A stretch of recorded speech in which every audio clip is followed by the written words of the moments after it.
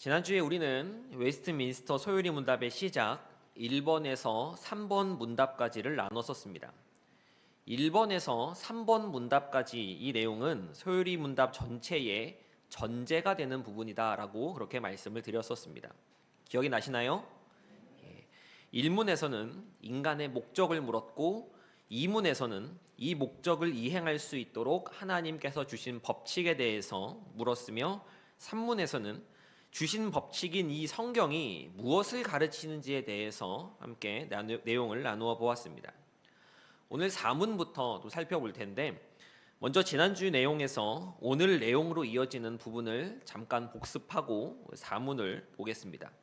우리 교재 12쪽을 한번 펴보시겠습니까? 교재 12쪽입니다. 여기는 지난주에 보았던 마지막으로 보았던 3문입니다.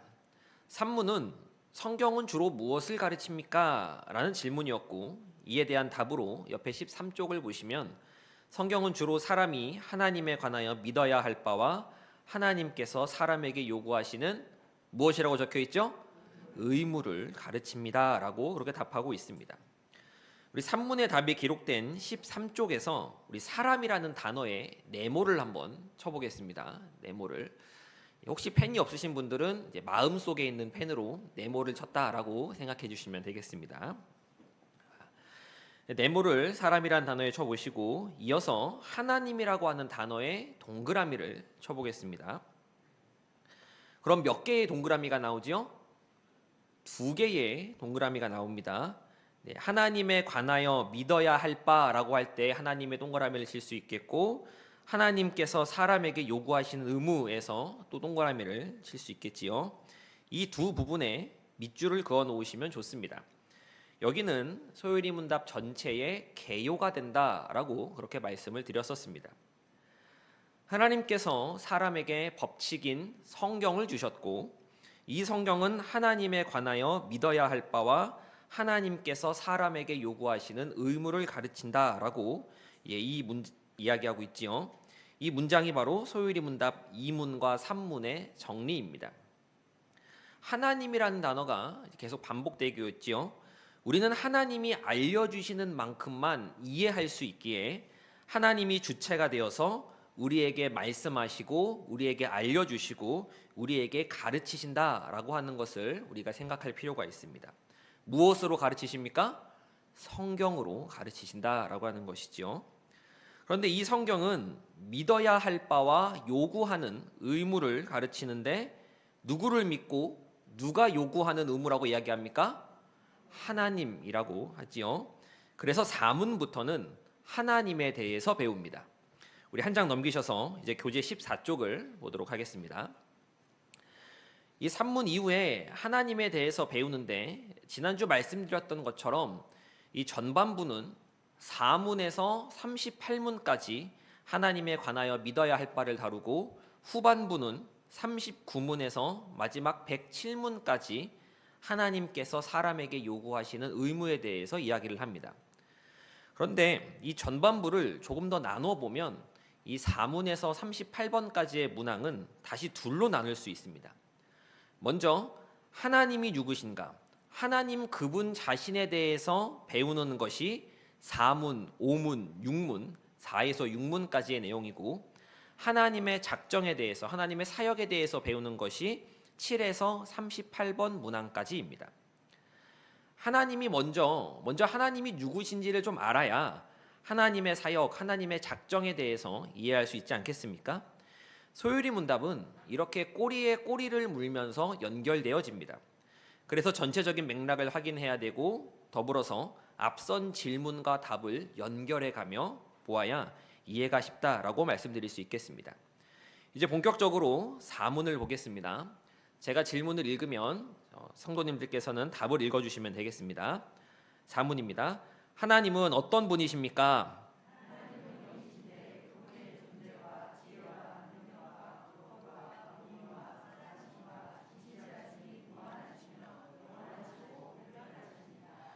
네, 4문 하나님은 어떤 분이신지를 물었는데 엄청 많은 설명들을 하고 있지요. 자, 우리 15쪽에 있는 4문의 답을 우리 가지고 계신 펜이 없으시면 마음속에 있는 마음의 펜으로 좀 나눠 보도록 하겠습니다. 자, 어디서 나누는가라고 하면 먼저 하나님은 영이신데 라고 한 다음에 한번 끊어주시면 되겠습니다. 하나님은 영이신데 라고 해서 이제 한번 끊어주시고 그분의 존재와 지혜와 능력과 공의와 선하심과 진실하심이까지 하고 한 번 더 끊어주시면 됩니다. 네. 이렇게 두 번을 끊었지요. 하나님은 영이신데에서 한 번을 끊고 이제 진실하심이에서 한 번을 끊었습니다. 이 상태로, 이 끊어진 상태로 좀 이야기를 나누겠습니다. 사문은 하나님이 어떤 분이신지를 묻고 여기에 답을 하는데 뭔가가 많습니다. 많은 단어들이 언급이 되지요. 그래서 하나님은 어떤 분이신지를 물었는데 이 사문의 답이 우리 눈에 한 번에 들어오지를 않습니다. 그래서 끄는 겁니다. 사문을 어떻게 보시면 되냐면 하나님은 영이십니다. 에서 한번 끊어주시면 됩니다. 하나님은 어떤 분이십니까? 하나님은 영이십니다. 확인하시고 오늘 우리가 읽은 요한복음 4장 24절에서도 하나님은 영이시니 예배하는 자가 영과 진리로 예배할지니라 라고 기록하고 있지 않습니까? 하나님은 영이십니다. 그런데 이 영은 어떤 영이신가 라고 하면 중간을 건너뛰고 답의 맨 끝으로 갑니다. 어떤 영이시냐면 무한하시며 영원하시고 불변하시는 영이십니다. 이렇게 세 가지가 나오지요. 무한, 영원, 불변입니다. 이것이 하나님께서 가지신 속성입니다. 무엇이라고요? 속성이요. 하나님은 영이신데 이 영의 세 가지 속성이 무엇이라고요? 그러면 무한, 영원, 불변하시다라고 하는 것이죠. 자, 그러면 하나님께서 이렇게 무한하시고 영원하시고 불변하시는 속성이 있으신데 무엇이 무한하고 영원하며 불변하는가라고 할 때 이제 중간 대답으로 부분으로 보시면 됩니다. 하나님께는 존재가, 지혜가, 능력이, 거룩하심이, 공의가, 선하심이, 진실하심이 이 7가지가 무한하시며 영원하시고 불변하시다라고 설명하고 있는 것입니다. 그래서 끊어서서 1번, 3번, 2번의 순서로 보시면 조금 더 파악하실 수가 쉬우실 수 있습니다. 이 사문은 하나님이 누구신지를 이야기하는데 가장 먼저 하나님의 속성을 이야기하고 있습니다. 거듭 말씀드리지만 처음이 가장 중요합니다. 앞서 나오는 게 중요합니다. 왜 이 속성을, 하나님의 속성을 먼저 이야기하는 것이냐면 이 하나님의 속성이 앞으로 이어지게 될, 칠문 이후로 이어지게 될 하나님의 작정이라고 하는 것과 연결되기 때문에 그렇습니다. 그래서 먼저 하나님이 어떤 속성을 가지고 계시고 이 속성에는 어떠한 특성들이 따라가고 있는지 이것을 명확하게 밝히고 있는 것입니다. 하나님께서는 완전하시기에 하나님께서 하시는 일도 완전합니다. 아멘이십니까? 네. 하나님께서는 불변하시고 선하시며 공의로우시기에 하나님께서 하시는 일들은 변함이 없고 선하게 인도되어지며 공의로우십니다. 믿으십니까? 이 고백이 먼저 우리에게 있고 난 다음 하나님의 사역, 하나님의 작정을 살펴보게 되는 것이지요. 인간은 유한하고 순간을 살며 계속해서 변하기에 하나님의 속성이라고 이야기했던 무한하시고 영원하시고 불변하시는 것들의 대극점에 서 있는 것이 바로 인간의 속성이기 때문에 사람은 결코 하나님이 하시는 일을 이해하지 못합니다. 뭐 하지 못한다고요? 이해하지 못합니다. 즉 하나님의 일하심이 마음에 들지 않는 것이죠. 하나님이 뭔가 변덕을 부리시는 것 같기도 하고 하나님께서 하시는 일들이 지금 합당한 일인가? 이게 지금 납득될 만한 일인가? 나에게 지금 장난치시는 것은 아닌가? 라는 생각들이 우리 삶 속에서 일어난다라는 이야기입니다. 유한한 인간은 무한하신 하나님을 이해할 수 없기 때문이죠. 그럴 때 우리는 하나님의 속성을 다시금 기억해야 합니다. 비록 우리가 보기에 하나님의 일하심이 이해되지 않고 점점 나빠지는 길로만 가는 것 같아 보여도 존재와 지혜와 능력과 거룩과 공의와 선하심과 진실하심이 무한하시며 영원하시고 불변하시는 그 하나님께서 인간의 지혜를 초월한 섭리로 이끌고 가시는구나 믿음으로 고백하며 바라볼 수 있어야 한다라는 것입니다. 이것이 하나님이 하시는 일들에 대해서 우리가 가져야 하는 입장이라고 이야기할 수 있겠습니다. 이 부분을 기억하시는 성도님 되시기를 간절히 소망합니다. 우리 한 장 넘기셔서 16쪽 보겠습니다. 제가 질문을 읽겠습니다. 답을 해주세요. 하나님 한 분 외에 다른 신들이 더 있습니까?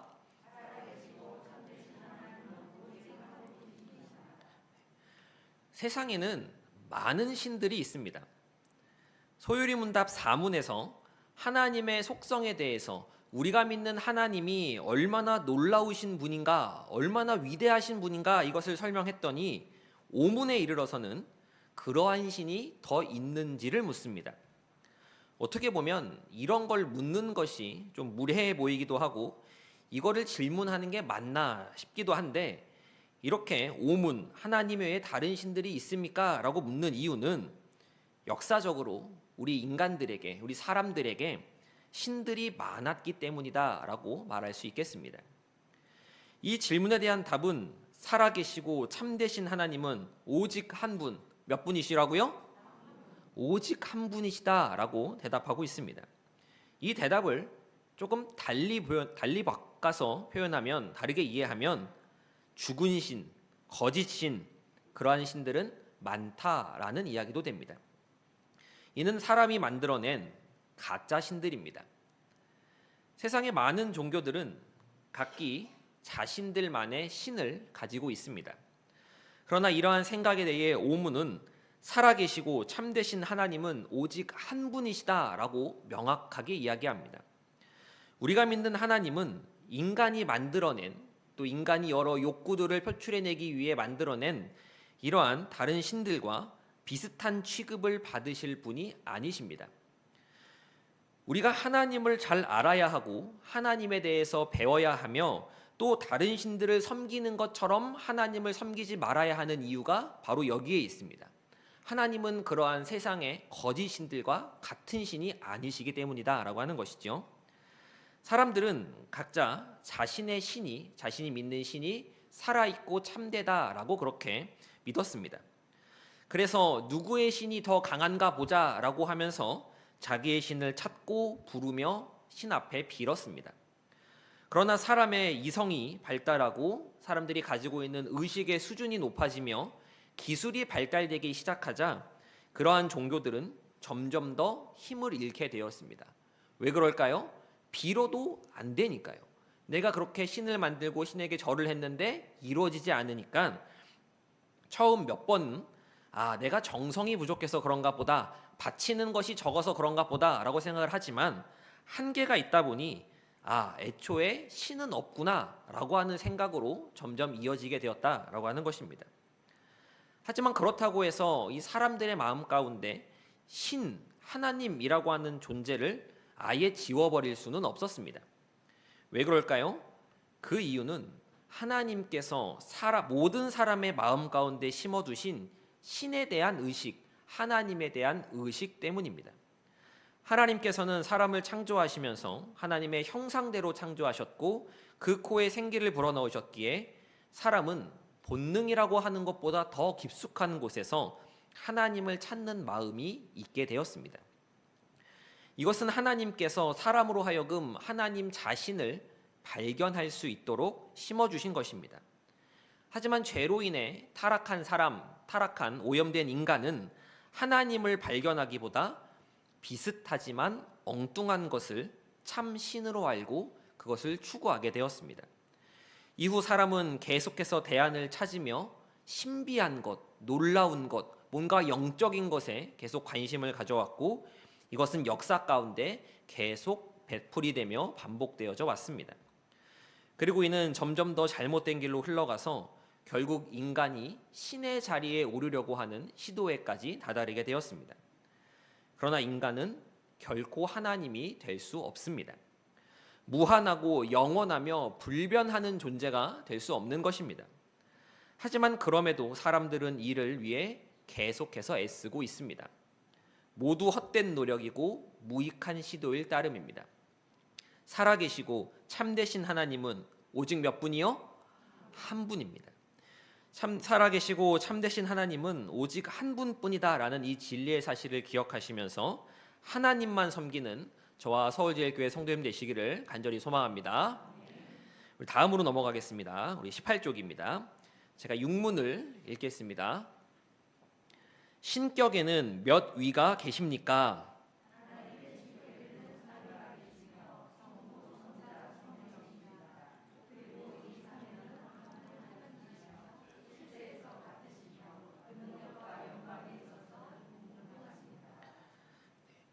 예, 4문에서 6문까지에 대해서 하나님에 대한 이제 내용이라고 말씀을 드렸는데 앞선 4문과 5문에 비해서 6문은 어렵습니다. 질문도 어렵고 대답도 어렵습니다. 하지만 이 6문이 제일 중요한, 정말 중요한 부분입니다. 이 내용 이해에 앞서서 먼저 단어부터 좀 살펴보겠습니다. 이 신격이라고 하는 말이 나오지요. 신격. 이 신격이라는 말은 하나님의 거룩한 본성, 거룩한 본질을 이야기합니다. 거룩한 본성 혹은 본질이라고 할 수 있겠습니다. 그리고 이제 위, 삼위라고 하시죠. 하나님의 신격에는 삼위가 계시며라고 하는데 이 위는 위격이라고 하는 말로도 표현할 수 있습니다. 이 위격이라는 말로도 표현할 수 있는데 이 위나 위격은 의지와 이성을 갖추고 있는 독립된 인격체를 뜻합니다. 의지와 이성을 갖추고 있는 독립된 인격체를 위격이다라고 그렇게 이야기를 하는 것이지요. 이를 바탕으로 육문의 답을 다시금 생각해 본다면 본질상 한 분 하나님이신데 세 위격으로 삼위로 계신다라고 표현할 수 있는 것입니다. 이를 좀 더 설명해 보도록 하겠습니다. 이 설명을 하면 어려운 설명과 쉬운 설명이 있습니다. 근데 먼저 어려운 설명부터 해보겠습니다.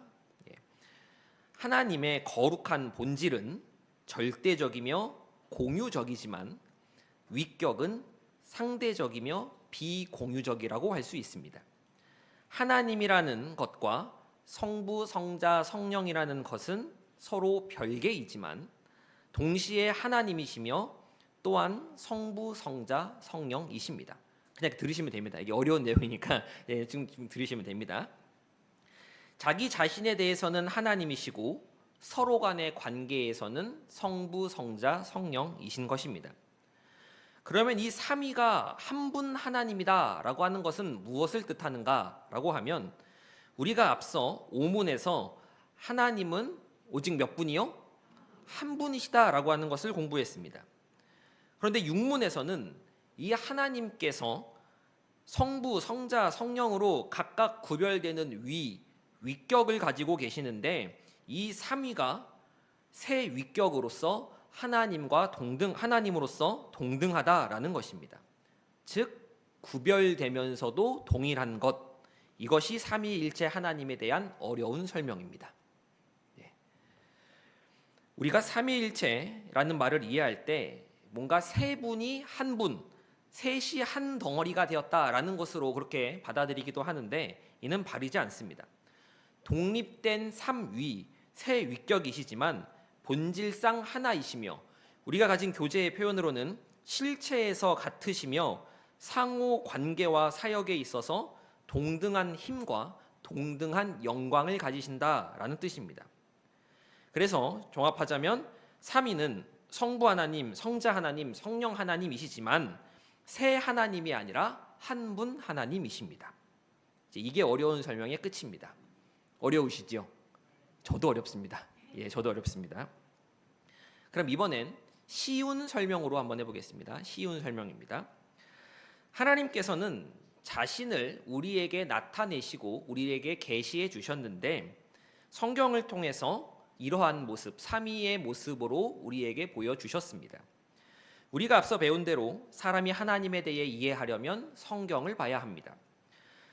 하나님에 대한 묘사를 신구약 성경에서 찾아봐야 하는데 신구약 성경을 통해서 하나님의 모습을 찾아보니 우리로서는, 사람으로서는 삼위로 계시는 본질상 한 분이신 하나님, 실체로 하나이신 하나님, 이 삼위일체로 이해할 수밖에 없더라라고 하는 것입니다.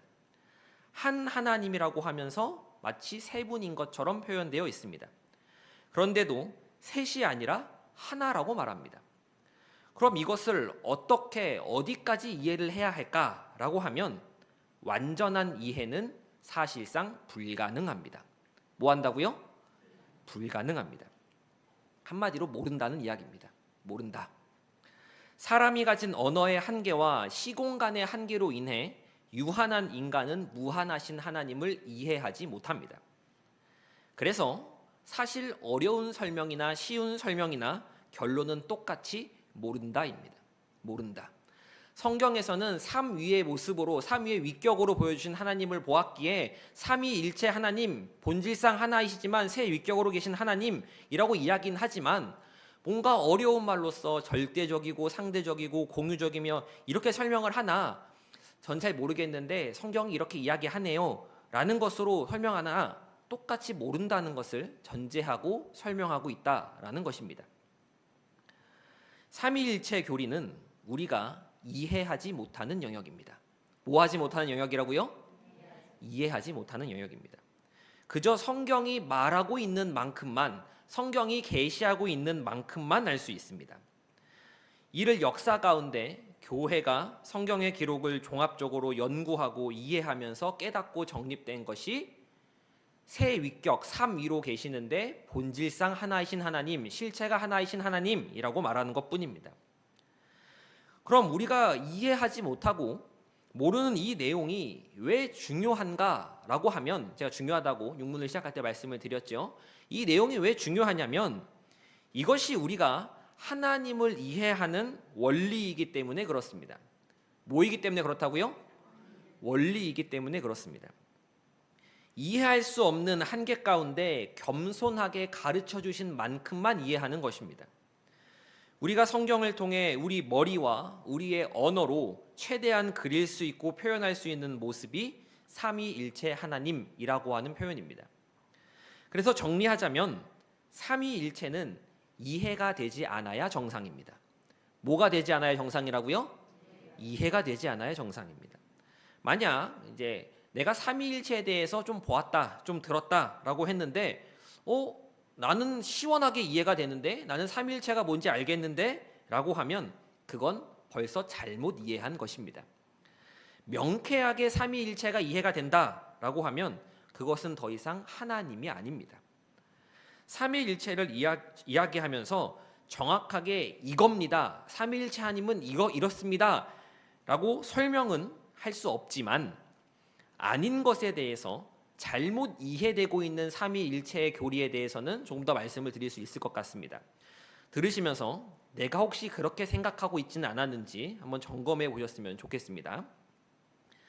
삼위일체를 해석하고 받아들이는데 어떤 오해가 있는가 하면, 먼저 일체의 개념을 버리고 그냥 세 분 하나님으로 받아들이는 경우가 있습니다. 삼위일체인데 일체를 버리고 그냥 세 분 하나님이라고 생각을 하는 것이죠.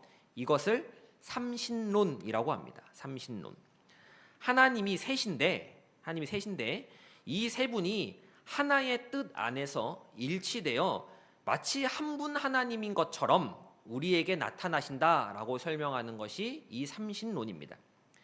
이 개념이 어디서 영향을 받았냐면 로마의 삼두 정치에서 좀 나왔습니다. 이 로마의 삼두 정치다라고 하는 것은 세 명이 통치를 합니다. 나라의 통수권자가 세 명인데 세 명이 통치하지만 하나의 국고에 세금을 거두고 하나의 정책을 펼치며 외교와 전쟁에 있어서 하나의 통로를 갔습니다. 그래서 삼두 정치, 머리가 세 개인 정치다라고 하는 것이죠. 셋이지만 우리는 하나다라는 그런 겁니다. 그러나 이러한 삼신론적 삼위일체의 이해는 잘못된 것으로, 이단으로 그렇게 규정이 되었습니다. 그리고 또 삼위일체를 이해할 때 이번에는 삼위의 개념을 버리고 그냥 한 하나님, 일체 하나님으로 그렇게만 받아들이는 경우가 있습니다. 이거를 가리켜서 단일신론이라고 이야기를 합니다.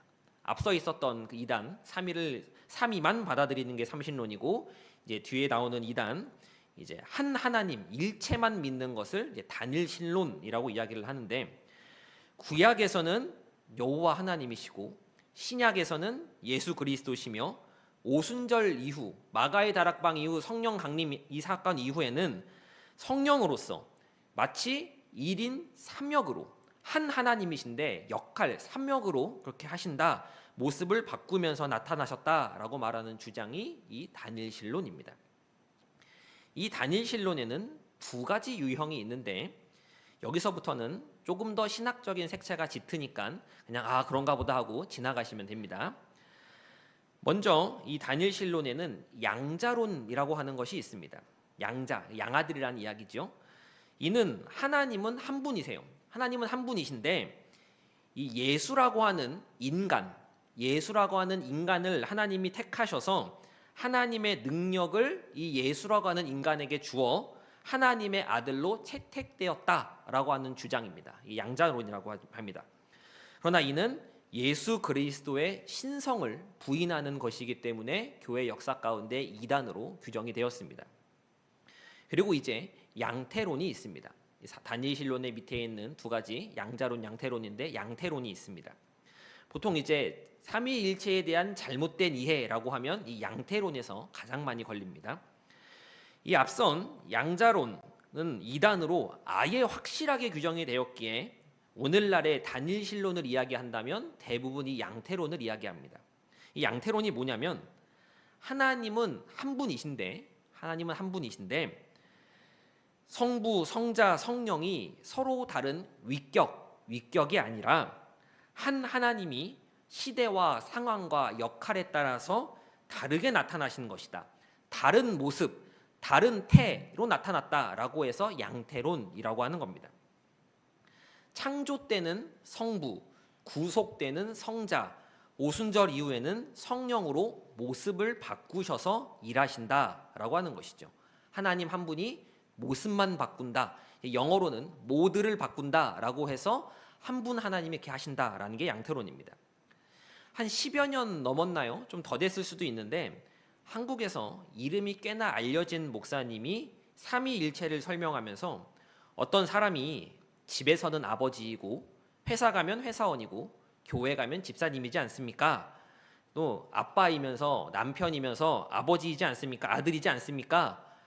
하는 식으로 이 삼위일체를 설명하신 적이 있습니다. 이 설명을 듣고 나서 이제 교계에서는 삼위일체에 대한 양태론적 해석이라고 하여서 문제가 된 적이 있습니다. 또 양태론에는 이러한 예들도 있습니다. 잘못된 예입니다. 사과를 보면 사과 껍질이 있고 그 안에 사과 씨가 있고 이제 사과 과육이 있습니다. 그런데 이거를 다 가리켜서 한 사과이지 않습니까? 라고 말하는 주장이 있고, 또 태양을 보면 태양 그 자체, 해 그 자체가 있고 거기서 나오는 열이 있고 거기서 나오는 빛이 있지 않습니까?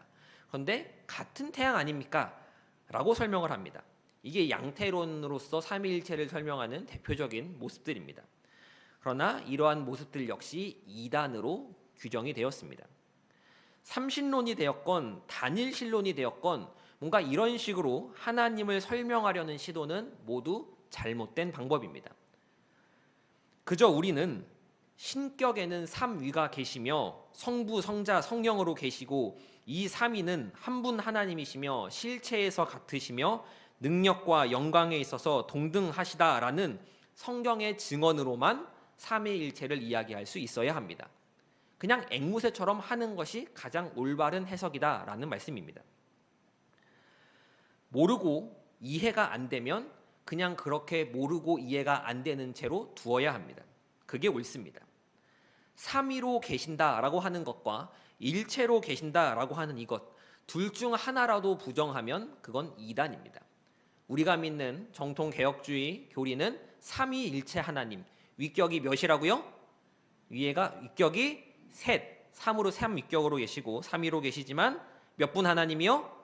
한 분 하나님이다라고 하는 것을 우리가 기억해야 하는 것이지요. 영원하신 하나님의 존재와 그분의 일하심을 사람의 두뇌에 다 담을 수 없습니다.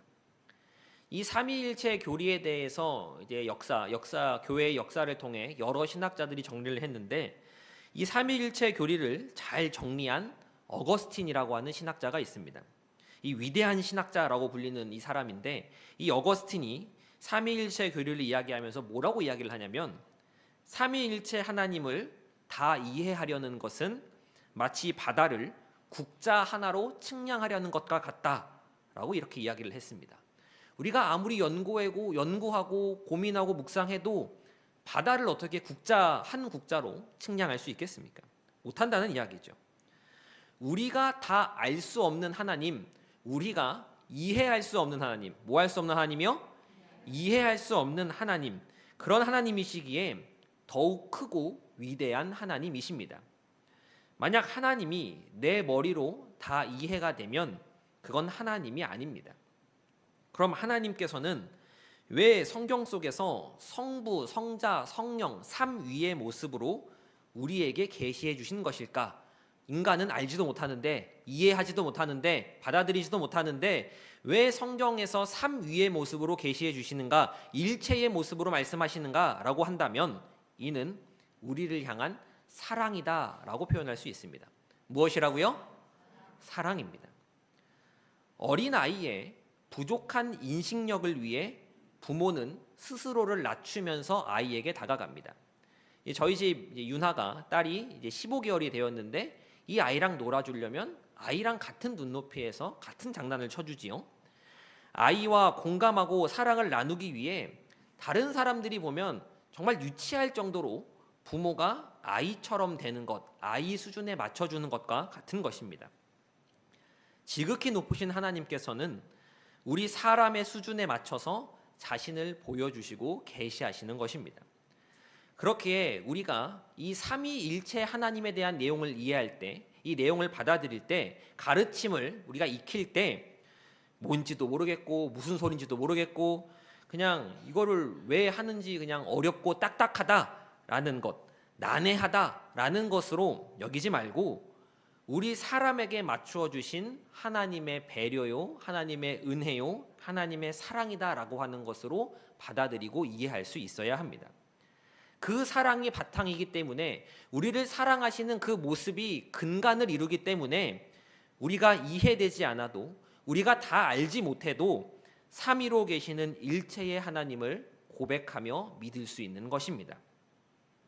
이제 오늘 내용을 정리하면서 마무리하도록 하겠습니다. 오늘 배운 소요리 문답 4문에서 6문은 하나님에 대한 내용으로 이루어져 있습니다. 누구에 대한 내용이요? 하나님입니다. 하나님은 영이시다. 영으로 계신 하나님께서는 무한, 영원, 불변하시는데 무엇이 그러하나 하면 존재와 지혜와 능력과 거룩과 공의와 선하심과 진실하심이 그러하다라고 하는 것을 배웠고, 하나님은 한 분이신데 이 한 분 하나님은 살아계시고 참되시다라는 것을 나눴습니다. 그리고 마지막으로 한 분 하나님이신데 성부, 성자, 성령의 삼위가 계시며 이 삼위는 한 하나님으로서 같은 본질이시며 동등한 권능과 영광이 있으시다라고 하는 것을 살펴보았습니다.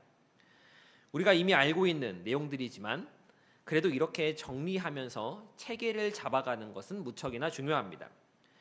왜냐하면 올바른 신앙의 성장과 성숙에 있어서 체계는 필요하기 때문에 그렇습니다. 바르게 알고 바르게 믿어야 바르게 믿음이 성장할 수 있는 것입니다. 소요리 문답을 살펴보며 바르게 알아가고 우리 안에서 이 하나님에 대한 지식을 체계적으로 정리해 나가는 저와 서울제일교회 성도님 되시기를 간절히 소망합니다.